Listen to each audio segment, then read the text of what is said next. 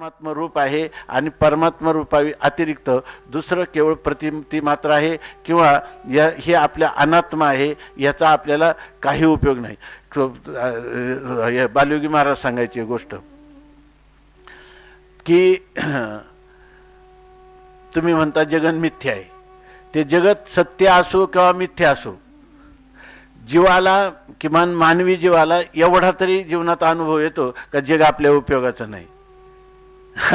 ते सत्य असो किंवा मिथ्या असो पण आपल्या उपयोगाचं नाही. आतापर्यंत किती नातेवाईकांचा, किती धनाधिकांचा, किती विषयांचा आश्रय केला, एक तरी आपल्याजवळ राहिलं का? एकाने तरी प्रामाणिकपणाने मी तुमच्या बरोबर राहील असं म्हटलंय का? असं कोणीच नाही. मरताना माणसाला भीती वाटते म्हणजे काय? ते शरीर सुटण्याची भीती वाटते. म्हणजे ते शरीर सुद्धा कृतज्ञ आहे.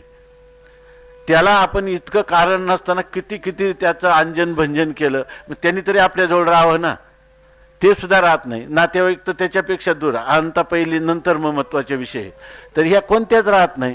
तेव्हा ते सत्य असो का मिथ्या असो, मग मिथ्या पंचमिथ्यात्व कसं काही हे करण्यापेक्षा माझे ज्ञानेश्वर महाराज म्हणतात की दृश्य जे आहे ते द्रष्ट्याचंच रूप आहे.